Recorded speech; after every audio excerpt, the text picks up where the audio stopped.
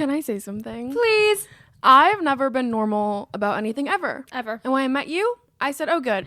A fellow non-normal person. So we watched one movie on New Year's Day. Jan 1st, famously. And I decided we're going to watch a movie every day forever. But I am only in town for 7 days. So we decided to watch 7 movies in 7 days. Well, keep in mind, Letterboxd is what really fueled this weird... I think that's what it was. Before then, it was just sort of like, oh, we could watch some movies. Yeah, and then it became everyone's watching what movies we watch.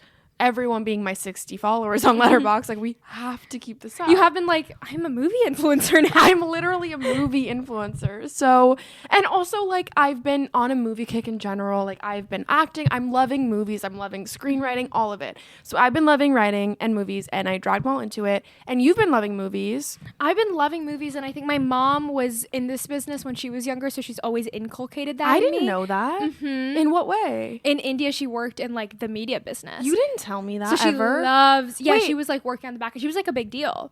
Oh my God. That's so cool. Yeah, and she like loves movies. Oh wow. And whenever we watch it, she wants to watch like the actors talk about it later, the directors talk about it, the analysis, all that. So she is very like that. And I think I'm attracted to that in people. I don't think I'm deeply like that, but I love watching other people who are passionate about something.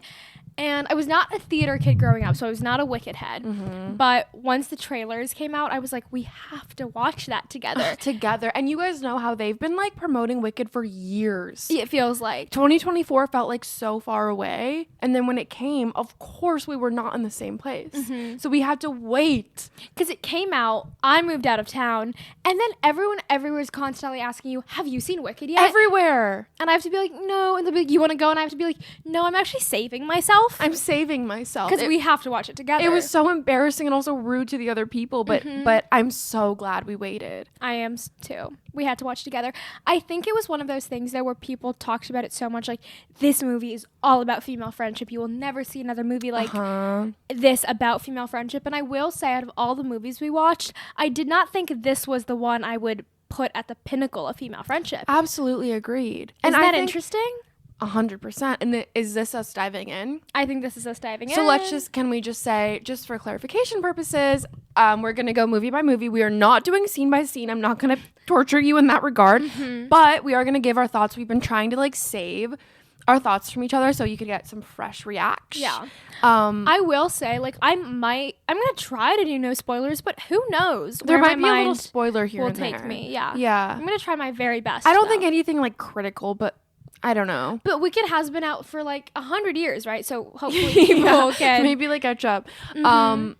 Yeah. And so we'll go movie by movie, starting with Wicked. Yes, I did think it was a glorious movie. Like, oh my God, it was every so scene. Fantastical. I haven't watched a movie that made me feel that way in so long, like a little kid. Yeah, and I loved that it was a fairy tale feeling, but most fairy tales are about a woman and a man. Totally. And this was about them. So like that I just adored. It was beautiful. And we did watch it in theaters, so we had the full like immersive experience, which I'm really grateful. We saw it in theaters. Oh, me too. It was so just like fantastical. Like, it was so grand. And I will say, everyone about the press tour is always like, why are they crying so much? Why are they crying so much? I get it. Guys, number one, I get it too. That has been actually really bothering me because they're living their dream. Can you imagine? Wicked is a once in a lifetime film. Like, this is going to be watched for decades to come. Like, of course you're emotional. And also just like, I don't know. I just think the gratitude and the friendship that grows, I'm sure, when you're on set like that together every day, like, of course they're crying. I would be crying too. Imagine you watch a show and a character and look up to this thing your entire life. Then you get to do it. Your life changes drastically in the span of a year. Yeah. And then you're doing this press tour. Oh my God. I'm sure. Oh, it gave me goosies. I'm sure it's very deeply emotional. To me, it just feels like immense gratitude. Yeah, me too. Just like so grateful and almost like present in the moment. Like, they're so aware of like how precious that experience was. I think it was beautiful. I think they have a great connection. Like, it was palpable in the movie. You could feel everyone who was acting, dancing, singing wanted to be there. Every single person. Like, I cried so many times during this movie, and I could feel just how excited they were to be there. Like, you could literally, it gives me goosebumps. You could feel it. And like, I mean, everyone already knows all the like little tidbits, like that the sets were actually built, like the tulips were all planted, they were singing live. It was such like an immersive experience for them as actors, which I'm sure was just like magical. Can you imagine? Oh, it's glorious. Oh, and my there's God. this one interview where someone asked, like, what do you think you've given each other throughout this process? And Cynthia Erivo says, who's immensely talented, by the way, can't wait for her EGOT, but she says, like, I think she's given me softness and I think I've given her strength, which is very sweet and also very reflective of their characters. Like, I think they gave each other softness and strength as Glinda and Elphaba as well. And I was thinking about how, like, when they're together, Glinda and Elphaba, they're kind of their truest self, and like friendship really does hold a mirror up to you. You can like really let your guard down. Like, I think to the outside world, Glinda was just seen as this very like superficial, shallow, popular girl, but with Elfie, she like talks about her ambitions and her insecurities and her vulnerabilities, and the opposite, like to the outside world, Elfie is very much like, I don't care, you know, very like toughened up and hardened. And alone, she's kind of like, yeah, I do want to like feel pretty. Like, I don't think anyone's like ever called her beautiful before till Glinda did. Like all those really soft, sweet and scenes. no one ever called Glinda smart until Elphaba. I thought that was so nice, and I really do think that was a really beautiful portrayal of friendship. I would have loved to see more intimate scenes. Like that was kind of our big thing. It did kind of feel like a 0 to 100 where like they're enemies and then all of a sudden they're inseparable best friends. Like I would have liked to watch that grow a little bit more, just so that I as a viewer would be a little bit more invested in their friendship, you know? And like I think that the reason that didn't matter that much is because Ariana and Cynthia are so, you can feel like in love with each other platonically that I was invested. Like you can just feel their friendship. Like anyone else would have, I don't think, done what they did. Like it was, their chemistry is like unreal, unprecedented. It's crazy. I completely agree. Yeah. I think their acting and their pure love for each other and their adoration for each other is what really helped the movie a lot. I wish the edit, like I keep seeing deleted scenes online. I'm like, oh, I would have loved to see this in the movie. That part. Even more scenes with like Bach had some emotional scenes. I would have loved to see that. Kind of all of their friendship, the dynamics at Shiz, I would have been really excited about. And I'm sure it's so hard. Like that was already such a long movie and it's part 1. I'm sure they have to like kill their darlings, which sucks because like I would have loved a little bit more. Yeah, in certain regards. I also, we talked about this after, would have loved, I mean, they painted Cynthia Erivo green. Like, that wasn't CGI. They really couldn't give Ariana, like, individual lashes. Guys, because obviously Wicked is so, like, loved. You know, you leave and you're like, I love it. And then I was like, can I say one critical thing? Like, the strip lash was taking me out.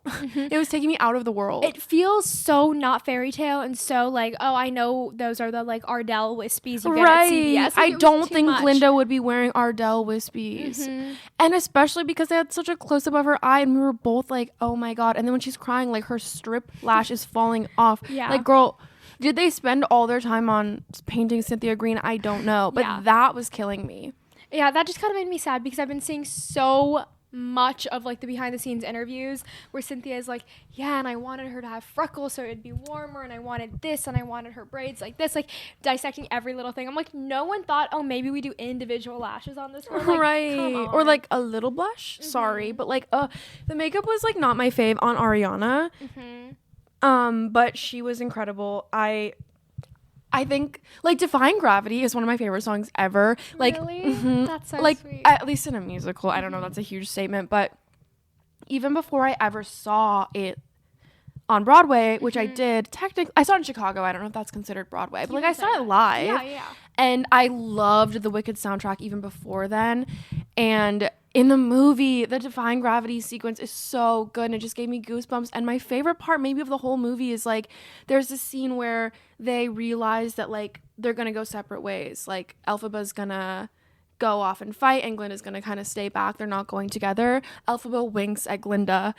And that moment got me because it felt like Cynthia winking at Ariana. It felt so like it felt like they were just so connected and so present with each other in the moment. Like, it was just so beautiful. Yes. I have goosey, like, it, do you know what I mean? It really, there were a lot of moments when they were crying that I just felt like it was Cynthia and Ariana. Me too. Not in a way that took me out of the No, movie. it made me more invested. Yes. Like, it was so beautiful, and you could feel that they're like oh my god, I'm gonna cry, like living their dreams, and like little girls who have watched this on Broadway and are now in the movie and they're filming it and they're just together and they're at such a pivotal point. Like, Defying Gravity is such an iconic song that, like, oh my god, the Wink did it for me. Yes, and they're both obviously brilliant actresses, Like, and singers, like, incredible. right? So then I really liked that John Chu, the director, did a lot of close shots of their faces. Their faces, their facial acting is crazy. I mean, the scene where she looks in the mirror with the flower in her hair and both their faces soften, like moments like that, I think you don't just get in theater. Right. Which theater has its own really like captivating moments, of course, but I think John Chu that was a great decision to be like, this is a movie and I need to make this different than the theater but similar, so I'm going to focus on different things, and their strengths are facial expression, right? And like close-ups that you don't get on stage. I love the close-ups, especially like Cynthia's acting is insane. The other, I mean, I did cry a lot, even just like the I don't know how grand it was making me cry. Like, it was just so magical. But the other part that really got me is when they're with the wizard and he's showing them the little diagram and she holds her little figurine and goes, she's green. That was like, I think, my favorite. I fucking sobbed. It's like moment, representation is so important. Like, that just like made me like, can you, like, it's just like, that's such a real thing. Like, when you're a little girl and you feel insecure about something and then you see it on TV and you're like, oh, she's has green. That thing. Yeah. And it almost felt like when she was saying that, again, that was Cynthia. There is, because I'm sure she grew up watching, movies, shows, Broadway. And like when we were growing up, there wasn't this much representation. And I don't know, to me, Wicked is such like a perfect allegory of American politics. It feels so on the nose. And it was kind of insane to go online after and see people being like, oh no, the Wicked Witch of the West is actually this person rather than this person. Like, it is insane how we all project our own realities onto these characters. Totally. And when I was watching it, I was like, oh, it's so insanely perfect. It's crazy that this was written decades ago. Yeah, and it was a perfect allegory then, and it still is now. Like, kind of sad we haven't made that much progress, but so on the nose. But then I like go on Twitter and I see that people across the aisle from me have a completely different takeaway from the same film. Like, and maybe that is the danger of not saying things explicitly and kind of and making also it like our so algorithms, like these little bubble. Like, to them, it was so obviously this other thing, this other message. Well, they're getting fed a different message of like who's evil and who's out to protect them. So I was thinking a lot about that. I was thinking also a lot about how in the beginning jealousy is shown in such a cool way, where it's like really like normal jealousy of like, I want what this girl has, so I don't like her. But then it's almost this catalyst for growth, because Glinda learns to kind of embrace substance and depth, and Elfie really like kind of softens into vulnerability and things that she maybe thought were like superficial earlier. She's like, no, I actually want that. Like, I want to wear these clothes or wear this hat or whatever it is. And anytime, one of my favorite quotes ever is, all that you touch, you change. All that you change changes you. And it is like their relationship forever changed the both of them. And I have been seeing so much discourse online of like, of course Glinda is not all evil, she is good, she wants to, like, her power is in her ability to be liked, so she's using that. All that being said, I did leave the theater thinking, oh, she's evil. Like, and I know that's not supposed to be the takeaway, like she's not supposed to be all evil, but I wish we saw a little more of Glinda being good. Like, and what's so interesting is in the musical, like live, it's so the opposite. Glinda, like, Ariana, or maybe it was the writing, I don't know, but it was really like very clear that Glinda is kind of has some sinister parts of herself, but in the play, Glinda's like a lot more like bubbly, positive, optimistic, like good girl. And Elphaba's kind of the bad one. But in this, it was so different for me. And it was like, I don't know, at the part where in Defying Gravity where she like stays back, it's like, why are you doing this? Like it was hard to empathize with Glinda for me a little bit. Yeah, and I wish we had maybe like 1 or 2 more scenes where it showed her being a good person. Yeah, or a little more of her inner life and how much she loved Elfie. I think Ariana did a phenomenal job, and I think oh my god, was amazing. Her comedic timing. She's so funny. She's so funny. Yeah. I loved it. She killed that role. I loved it. I want to see her like now do more acting. Me too. More comedy specifically. Even every time she's on SNL, she's so funny. She's so funny. She's even Kat on Victorious was hilarious. She's so funny. Oh my god, I loved Glinda. I loved the Popular. I've also always loved the song Popular. It's so good. I loved that sequence. And I loved when Fiyero dancing through life, that sequence I thought was really well shot. Oh, you loved that, yeah. And I just think it's such a like funny little metaphor in how even in like American politics or when things are happening, like when there are genocides in the world and stuff, we are like, oh my god, but look at what these celebrities wore to the Oscars. Like it is so much easier to get on our phones and be like hashtag pray for blank and then look at all these outfits of people or look at things that are just pretty rather than confront like uncomfortable things. Like I think that was really well done. I thought the movie was phenom. Something you said that I feel like I haven't really seen online, so I'm bringing it up. Oh, love. For you, is so like the whole thing about the animals, right? They're trying to silence the animals, and like we've been talking about like what that symbolizes in like the real world, right? And you said, what was it? I'm gonna butcher this. It was something about how like the animals are like the service workers, right? But you were like, but they're also like the people making culture and art.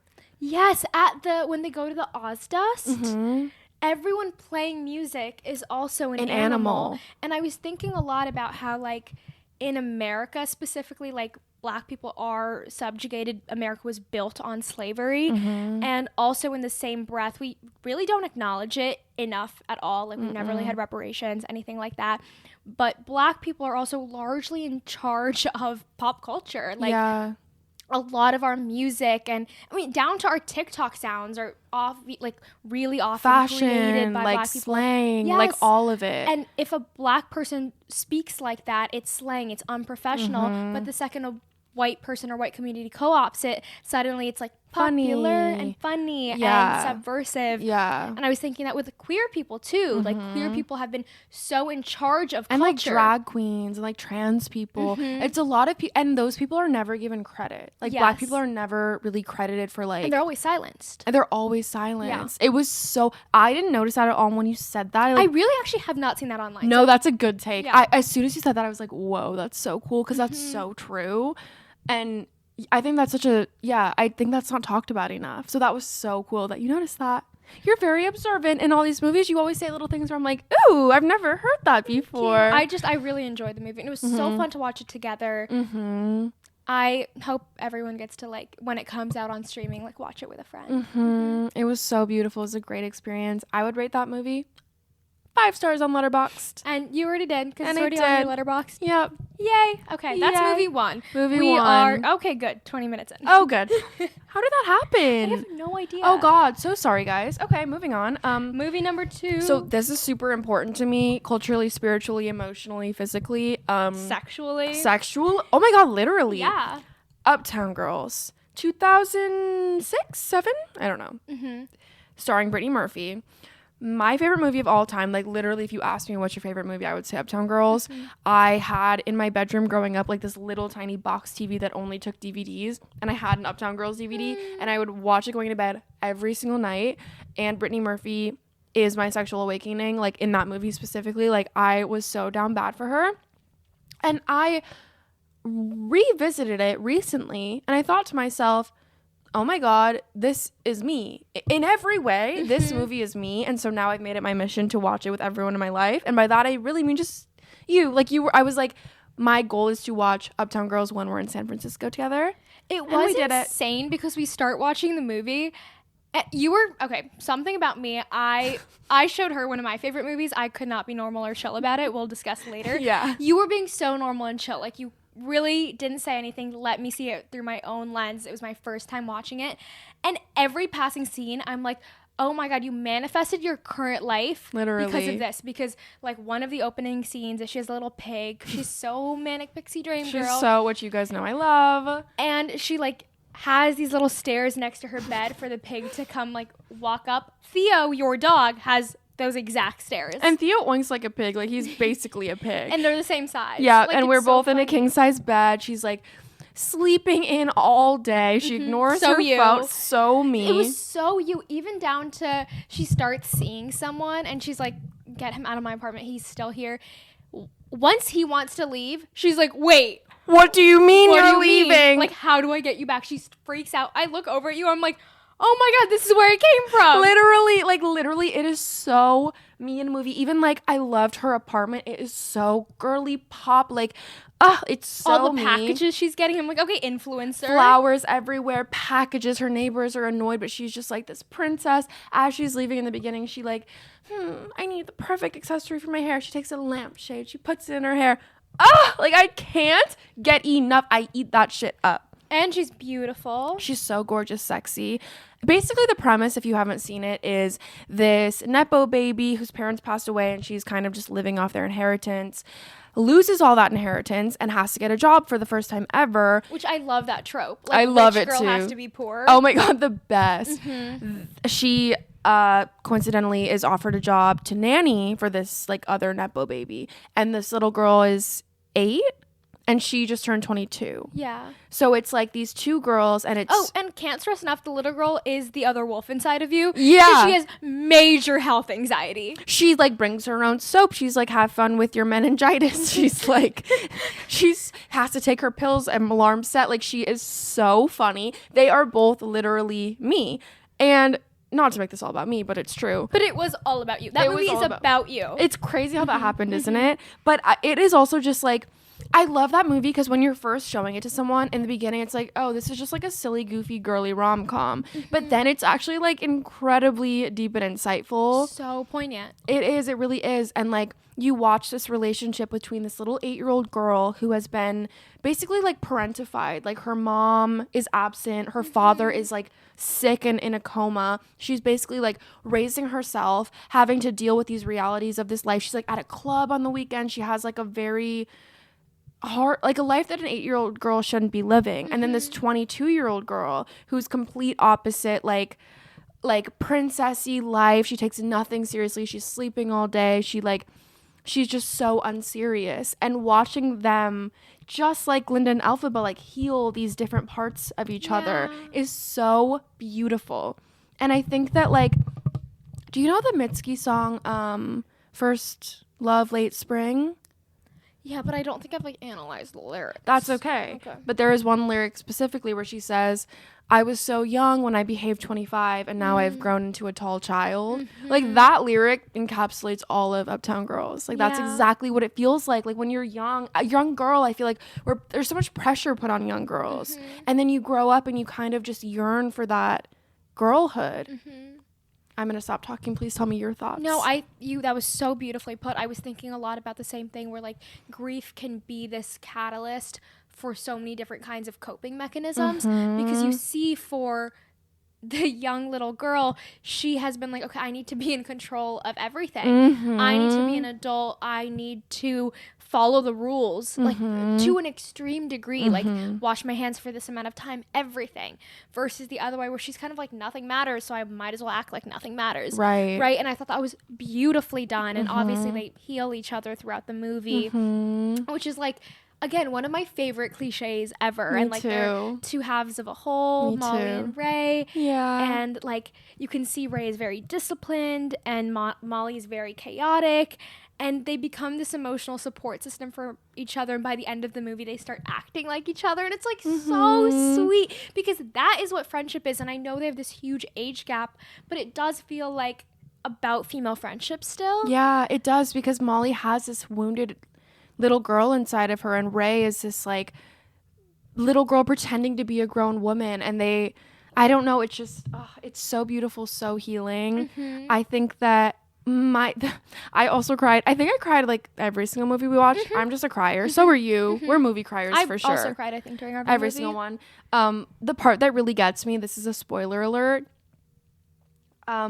it's revealed to us that, well, obviously, like, Molly's parents died, and we find out that Ray's dad is in a coma in the library. So they're kind of, this is like that, the daddy issues of it all is like where they really connect, and it becomes like a much deeper connection. And Molly says something very in passing, like, you know, I saw on a TV show that, like, when you talk to people in a coma, they hold on 10 times longer, and they pinky promise. And the next thing you know, Ray wants to go talk to her dad for the first time. And that seemed yeah, like, I'm gonna cry. And when the way that Dakota Fanning, her acting carried Phenomenal. the movie. Like, she is a star. She's a child, and her facial expressions, you just are in it with her. You're so in it, and the way that she's, like, so serious, so, like, move, hurry up, do this, do that, don't touch that. And then when she goes with her dad in the room, she's like, hey, Dad, what I've really been into these days is ballet, but what I really want to tell you about is my new pet. His name is Moo, but he's a pig. And it's so sweet. Because she becomes a little girl. And, like, pigs are, it's so silly. It's a pig that's so symbolic of, like, a mess, which is everything that Ray hates. And she never admitted to liking the pig until she goes and tells her dad about him. And it's so fucking sweet. Like, it is, I don't know how anyone could watch that and not cry. Like, it is so and beautiful. even when she steps into that little room with, like, a hop in, this little hop into this, like, big bright, the cinematography is, like, so beautiful. Even, like, the spinning of it all, like, it is such a good movie. And if you've seen that meme on TikTok, you definitely have, where it's that older, like, mid-20s girl in a teacup that's spinning rapidly, and there's, like, a little girl at the other end also spinning. And I think they really are, like, two halves of each other. And a lot of it does feel like if you could go back and talk to a younger version of yourself, like, what advice would you give them? How would you show up for them? And wouldn't you kind of just, like, want them to be a kid and, like, want them to sit in that? It's so sweet. And I love that, like, Molly is she really cares for Ray, like, on such a deeper level. It's, like, not work at all. She, like, rips up the check. She doesn't want it. And she is so bothered that her mom isn't showing up for her at these recitals, which, like, it's clear that ballet is really important to Ray. So at the end, the way the movie wraps up is, like, Ray is having this big recital. Molly rushes to get there. Turns out they're doing this whole kind of piece for her, where the man in the movie, which I'm going to talk about that in a second, comes out, sings the song that Molly's dad wrote about her as the little girls are, like, spinning around with their guitars. And obviously the best part of the whole movie is earlier on, when Molly's picking Ray up from ballet class, she leaves early because she doesn't do freestyle. That's for babies. That's for little girls. She's, like, above that.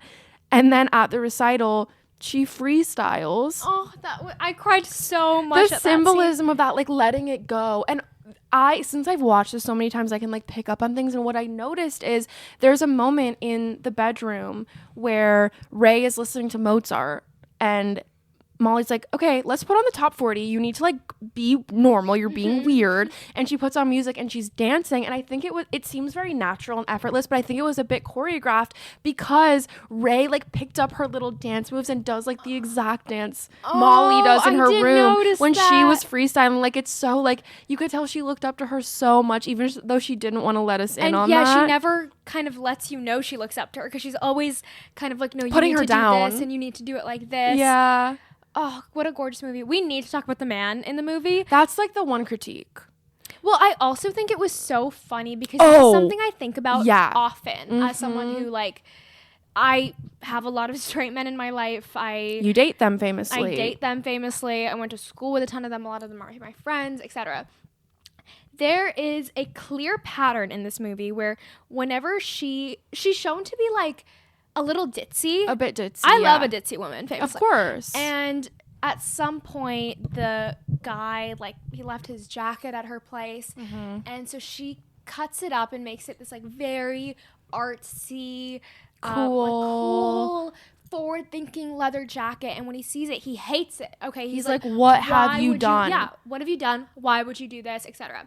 Then he wears it in his music video. Without telling, he, like, never gives her any compliment on it, wears it in his music video, and it becomes a big deal. Everyone's like, who designed that, et cetera, et cetera. At another moment, he's like singing to her in bed, which like, okay, cliche. And she's like, oh, that song would be great with a hook. And he's like, I'm not a sellout. I don't do hooks. He then, when she leaves, what does he do? He writes a hook about the Egyptian cotton sheets that she bought him, and then gets signed, and then gets the music video, all because the song is a hit. It's a hit. And I was thinking so much about that, because a lot of men will not give you your flowers. They will make fun of you to your face for something you want, or something you act like, or something you do. And I think that is jealousy, because they want it so bad. They want that joy, that creative freedom, that the childlike wonder, the whimsy, and they can't access it in themselves. So they put you down to make you feel small, so that they can feel better than you. And I've just experienced that so much. And I remember when I first started like posting on TikTok in a way that was very obviously like, I enjoy doing this and I want to do this. So many guys, also women, but like, so many guys were like, that is so weird of you, like, et cetera, et cetera. And now they're like trying to post fit checks, like, and do it. Of course. And once like, I went through it, like, it is a uphill battle at the beginning, but then you're kind of like, yeah, it's normal. Like, everyone is kind of posting online. But I was thinking a lot about that, and just the way he never to her face is like, hey, you're smart. You're talented. That was cool. That was a good idea. And will you help me? Or will you? He never, it's so vulnerable to ask for help, and it's so brave, and he just never does that. And that was my one critique, where I was like, how does he still get the girl at the end of it? Right. Without ever being like really nice to her. Well, I hate that he got the girl, but I love that happened, because I've never seen that portrayed in media like that. I don't think I put together that experience into words until we watched it, and you said that, and I was like, oh my God, that is so true. Men will make you feel so small, and then they'll turn around and try to replicate what you just did, and it's out of jealousy, and just because they were like looking the recipe like that you were cooking with. Right. And then they'll try to replicate it and be like, hey guys, look what I've done. This. It's so annoying. Meanwhile, when they were eating your food, they're like, ooh, I don't like this. Like putting their name on it. It's so annoying. And that was so done so well. And my only critique, I hate this, I always have, is that like, why does he have to be there at the end? I hate that it was ever about him. That was so early 2000s, though. That's true. There had to be a man. A man. He had to look kind of like that. And be like a happily ever after. Like, he saved her situation, which I fucking hate, because I wish it was only about the female relationships. But, like, whatever. I can look past it. It's a great song, and I still love that part. In my head, it didn't end with them together. He was just kind of extending an olive branch by singing for her. Okay, yeah. I love that. Because it didn't really end with... romantically. No. Yeah, so that was the only critique, but incredible film, I would have to say. 5 stars on Letterboxd. And that's what we did. We both did 5 stars on Letterboxd. And I don't know, I recommend probably all of them, but like, please, if you haven't seen that movie, watch that movie. Out of everything we watched, this is the lightest, easiest watch. It's quick. It's, you will love it. I've never showed it to someone who went, I didn't like that. Yeah. Everyone's like, oh my God, great movie. It's a great movie. You have to watch it. Absolutely. Okay, number 3, The Substance. We can go through this really fast because we've actually filmed an hour, 30-minute long episode about this movie. Yeah, you're welcome. Just kidding. No one asked for that. We watched The Substance and absolutely lost our minds. And we had this in mind. We're like, oh my God, we can pod about all our movies. This is so fun. Absolutely no way could we have fit those thoughts. Obviously, it was an hour 30 and we had to stop ourselves. So, yeah, definitely go check out that video. Gave us so much to think about with beauty standards, cosmetic surgery, aging, youth as a commodity, Hollywood, all of it. Self-hatred, self-loathing, how vanity is like so isolating, and engaging too much in beauty culture does steal your life from you, like your joy, your friendships, time. Yeah. So a gorgeous watch. If you are easily queasy, I would recommend not watching it and just watching our podcast. No, seriously though, it's disgusting. I've never been, I actually thought I was going to have to go throw up really quickly, and then I would have come back and finished, but I was like not feeling good. It's so icky. If you don't like blood, don't watch it. If you don't like needles, don't watch it. Like, anything like body, if that freaks you out, don't watch it. But it's an incredible message. Would love for you to watch our episode. And we still have so much to say about like plastic surgery and that kind of stuff. So if you guys are interested in that kind of episode, let us know. Yay! Next. Oh, so it's actually same night because we said, can't go to sleep after that. Icky, please, like, give me a palate cleanse. And Ma was like, oh my God, perfect. I've been dying for you to watch one of my favorite movies. The Family Stone. The Family Stone, which famously is a Christmas movie. But it's in January, so we but it's just like had Christmas. also hardly a Christmas movie. You think? Yeah. I mean, like, because something about Madeline, she was like, oh yeah, I don't really like Christmas. I don't like Christmas. I don't like the movies. I really, really don't. So I wasn't like thrilled at the thought of that, but when I watched it, that's just kind of Christmas is a vehicle to give them. It's not like a central theme, I wouldn't say at all. No, not it doesn't really matter. I feel like you could watch that in August and be like, okay, fine. Yeah. Whatever. And also Sarah Jessica Parker is in it, who I love. We've just watched Sex and the City, so that was like... That was my way to sell it to you. That was when I was Carrie's like, I'm in, because I've actually never seen her in another role ever. So I was super excited.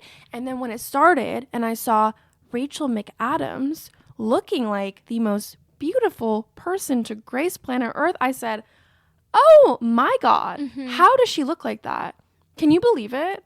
Sorry to objectify her. I don't even mean it. She's just so gorgeous. That was honestly top of mind whole movie. Yeah. Every time she came on screen, I was like, oh my God. And she's not even trying to. That's the thing. She's one of the most beautiful women alive. It was crazy. I'm so attracted to her. I could have like actually thrown up, but a lot of my favorite movies have her in it. She's so like About Time has her. Yeah. Mean Girls. Yeah. Yeah. Great. She's a great actress.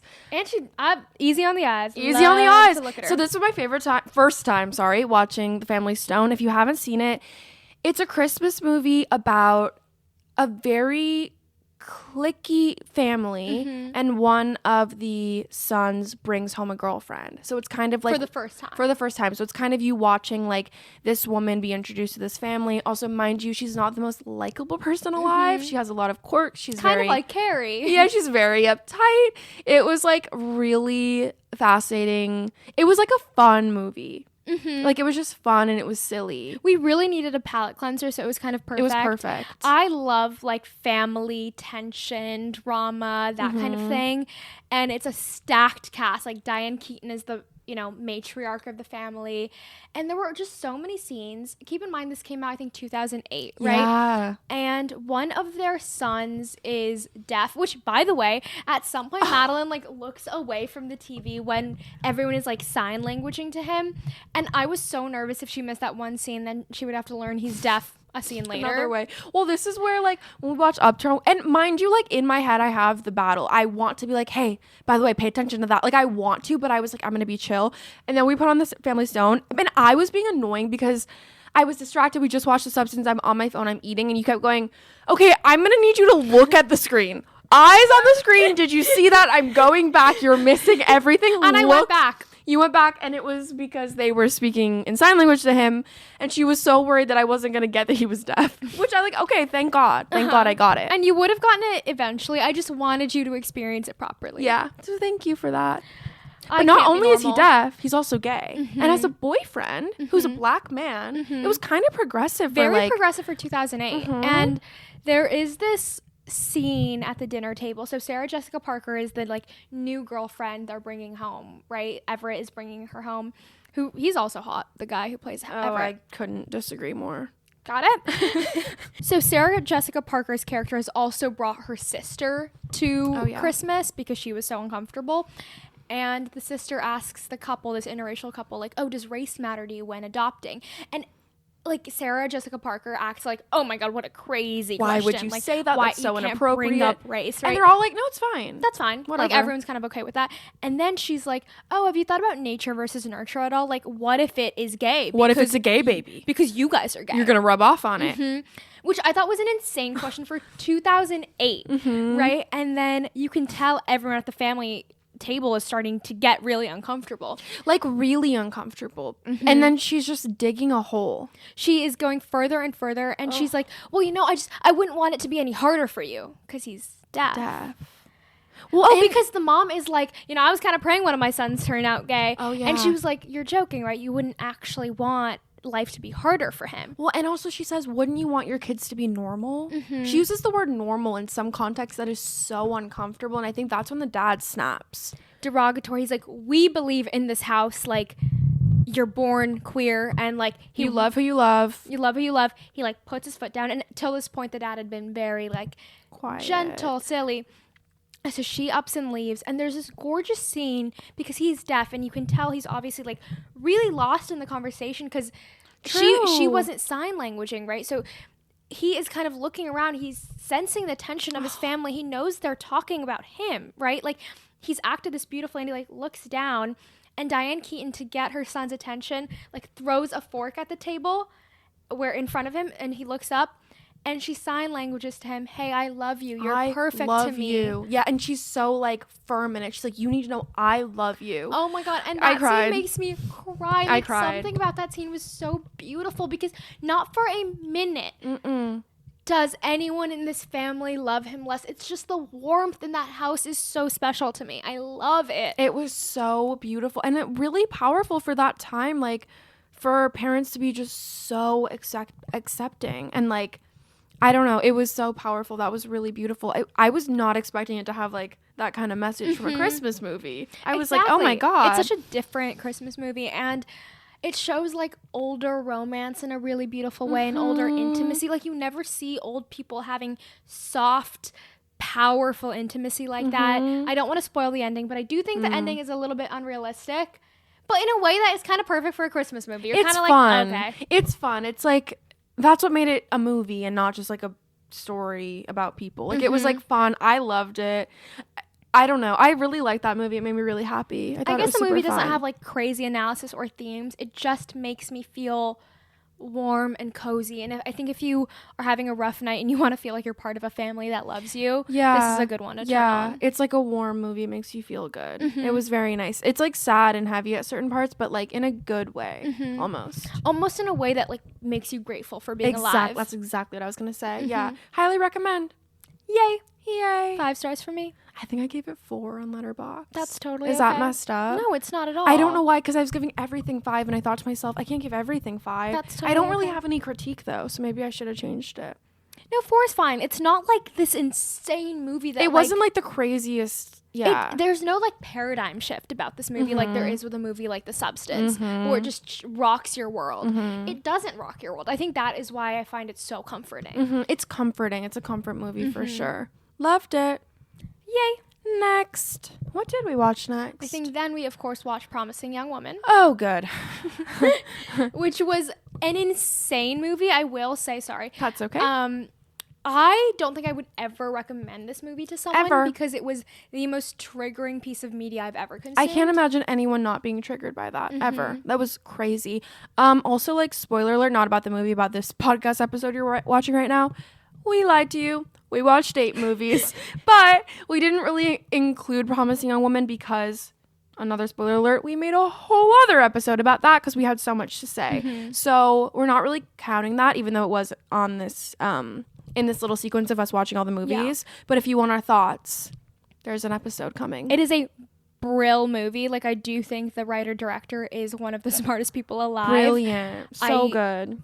I think what you said was very validating, but very triggering. Yeah. So we're going to dissect that in another one. I really think you should watch our podcast over the movie if you are going to be triggered. Like not to be like biased, but like, yeah, it's the watching it. I would much rather have sat through someone telling me what happened than have to watch it. Yeah, I agree. was actually hard. Like, I did lose it when we started even just filming, talking about it, because it is so hard to watch.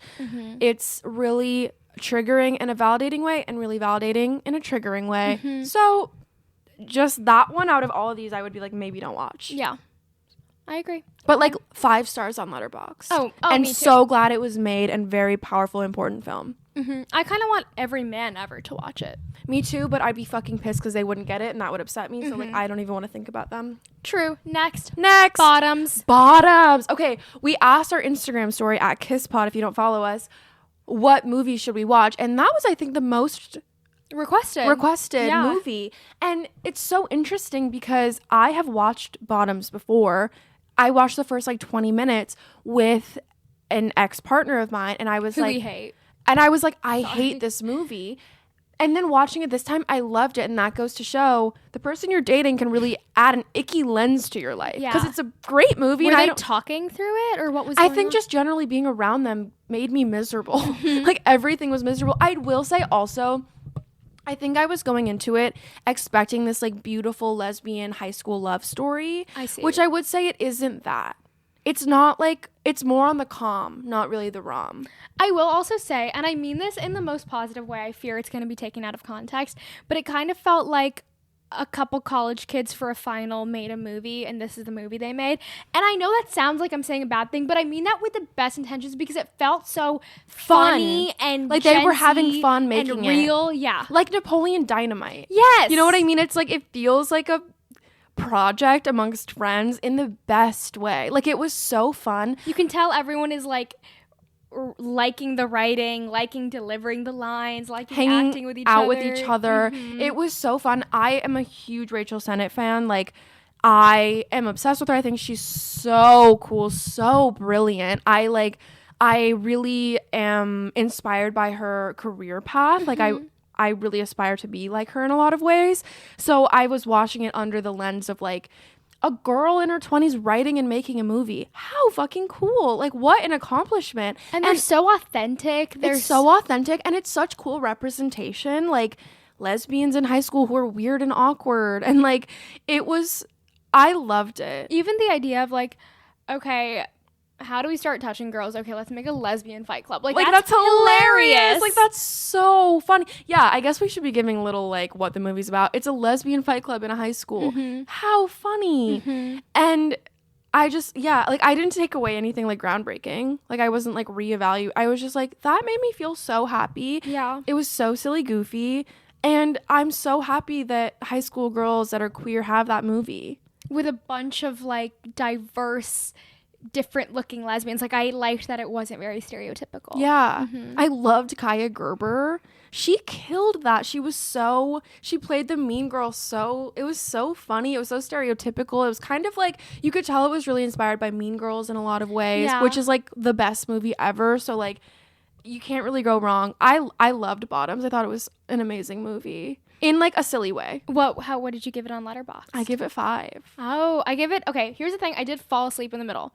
Oh, you did. Then came back to life, but I gave it 3.5. That's true. Oh, interesting. Because I missed some middle scenes. I think also, it's not, again, it's like, I'm not going to compare it to what are the Family Stone, just in the sense that like, when we're watching these really heavy movies around these silly movies, it's like, well, obviously it doesn't compare to that. You know what I mean? It didn't like change my brain chemistry in any way, but it was a really fun watch. It was a fun watch. It was silly, and it didn't even always make sense, but I was like, you know what? That's fine. I love you guys. I really like the scene where they're in a circle and they're like, okay, let's talk about our trauma. Yeah.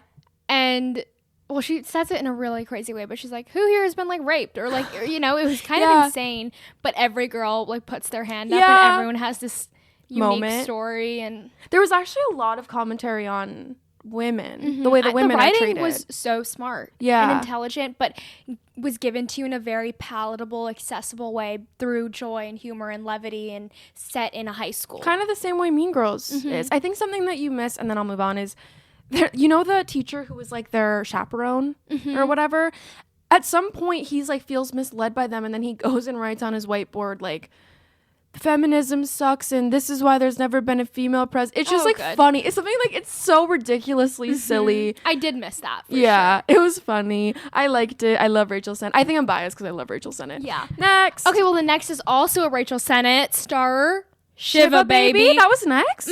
Oh, I think that was because I was on a kick. And I loved Rachel Sennott in this. I loved Shiva Baby. Loved it. Oh my God, you guys. Shiva Baby. Okay, and it was written...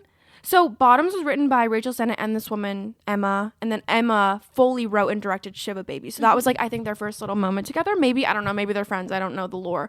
But how fucking cool of this young girl to be writing and making movies. That's so inspiring to me. It's amazing. And it's so cool. It's one of the first movies I've ever seen where it is entirely in one event. Yeah, there's one before where she ends up at the guy's house. We should talk about what Shiva Baby is about. Yes. Take it away.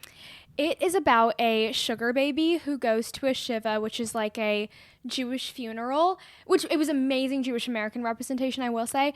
And the rest of the movie, basically the entirety of the movie, except for that one scene, is set at the Shiva where her parents are kind of breathing down her neck. She has her like ex-girlfriend question mark there. You don't really know. Ex-situationship. Yeah. And then her sugar Spoiler daddy alert. is there. He shows up. And also, even before that, it's such good representation of what it feels like to go to some kind of family event where it's like, okay, mom, what do I say? Like, you have interviews lined up. Yeah. Like, it's like you have to, like, everyone's waiting for you to, well, what's your plans? You're so people skinny. People are commenting on your weight. Your body. Like, it was so well written. It was so realistic and so quick. funny. And there's so much tension. Like, somehow I felt more tension in this movie than some of the crazier Remember, movies I felt like I was going to throw up. I was so, and it's filmed, and I think, like, the production, the music, everything is made in a way to make you anxious because the main character is so anxious. We were so anxious. It was horrible. It was horrible. Like, it was so hard to watch. Rachel Sennott acted so well.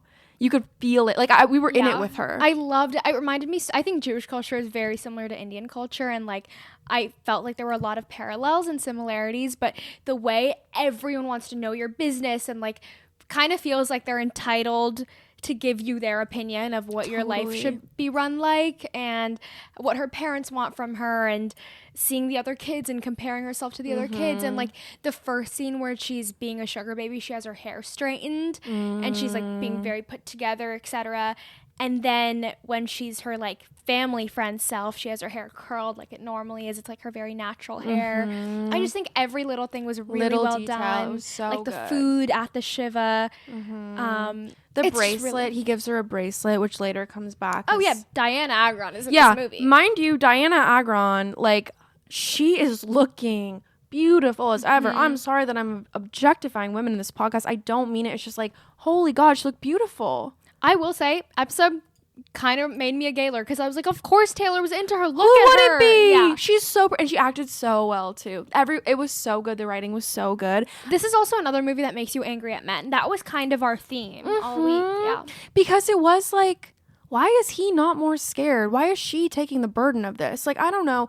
I also like loved the random or like the bisexual representation. Like, I loved that she was like had a girlfriend, was fucking this man. It was crazy. It was so fun.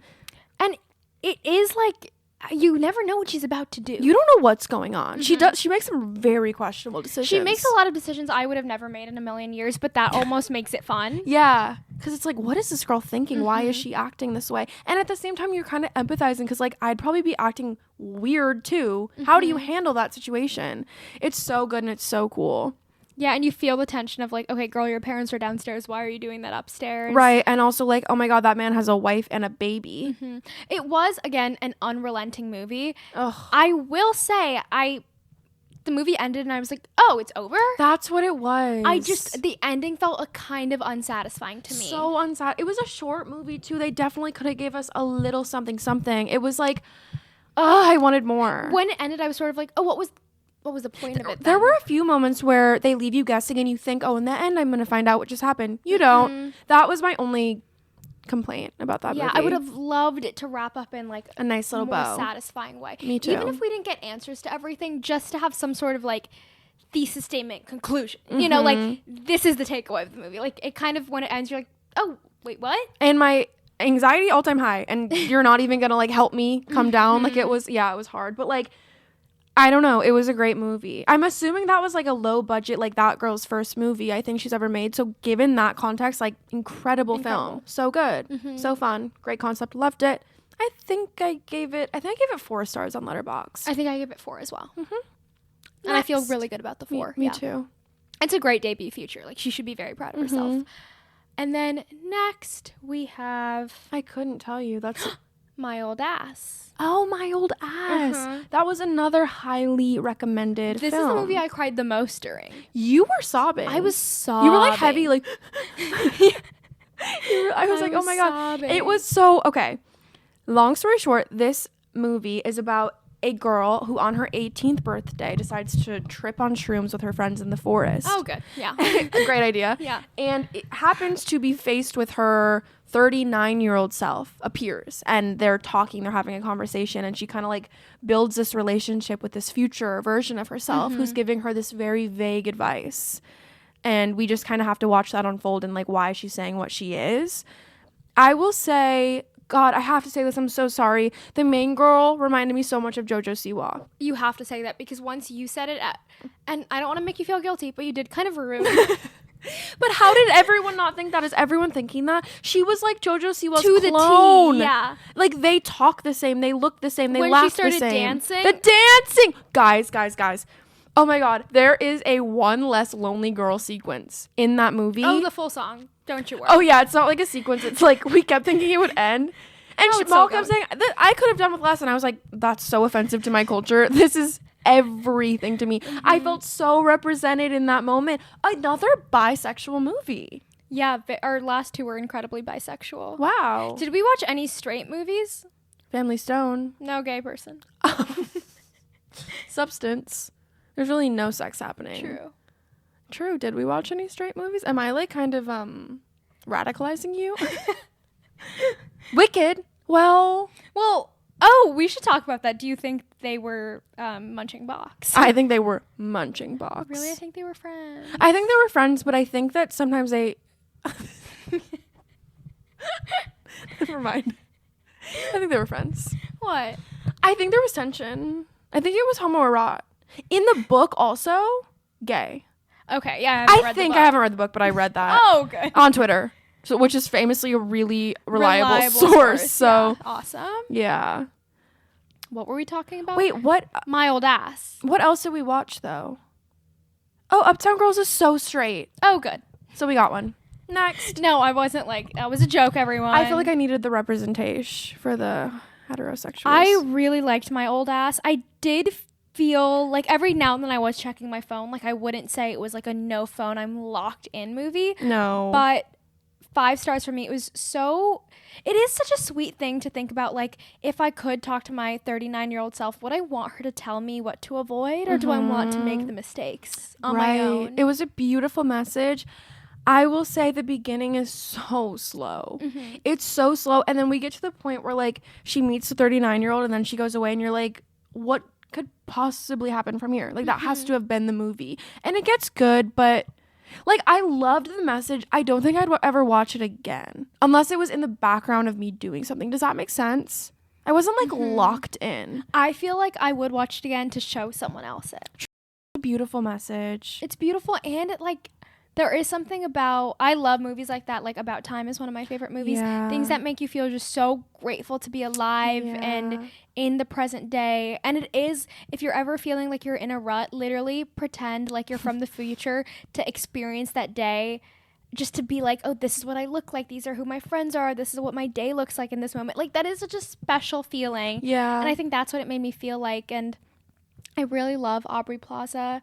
We watched it the day after her husband passed, which was, I think, also adding really to dark. how much I cried. It was incredibly dark. You know what I think is so cool, though, is, like, that message that you take away, which is, like, live in the present and, like, no regrets, and life is so beautiful and fleeting and short, is, like, I've never done shrooms, but everyone that I've known that has done shrooms tells you that. Yeah, neither have I. And, like, we were talking about, like, we think about that once a day. Right. But I do think it's cool that, like, they capture that feeling that I imagine people have when they do shrooms in a movie. Like, that was so cool. Like, I did take away, like, oh my God, I'm going to call my mom more. You know what I mean? Like, that was, the writing was really, really clever and really cool.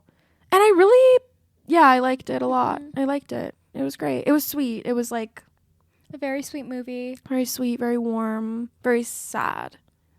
But The in end isn't even sad. It's, like, sweet sad. it's sweet, sad. Yeah. right? Oh, yeah. God, I was sobbing. I have never seen you cry like that. Yeah. It was kind of disgusting. Sorry. No, everyone. it was so sweet. I was feeling like a monster because I'm crying at everything else, but this part I was just like, it really didn't get me. Yeah, different things get different people. That's true. That's true. But yeah, we didn't really spoil that one, which is good, I guess. good. I think that one you should watch kind of with a fresh. Yeah, maybe lens. watch it. But Yeah. and if you already have, just know we loved it. Mhm. It was really good. And you gave that how many stars? I think 4. Okay. What'd you give I it? think 5. Yeah, you loved that movie. Once I sob, I'm like, okay, 5. Right, Yeah. they got you. They got you there. Yeah, that was great. I am loving movies right now. It's so fun to watch a movie. So fun to watch a movie. You are like intense about it though. I'm kind of like, yeah, love the movie. No, I'm not chill at all. You're like, okay, need to watch one every day for the rest of my life. or else, Yeah. or else. Please give us more. Can't stress enough. Like, every time you guys are commenting on my TikTok and stuff, movies, I'm adding it to my watch list because now I have such an efficient way to keep track of the movies I want to watch. So please give us more.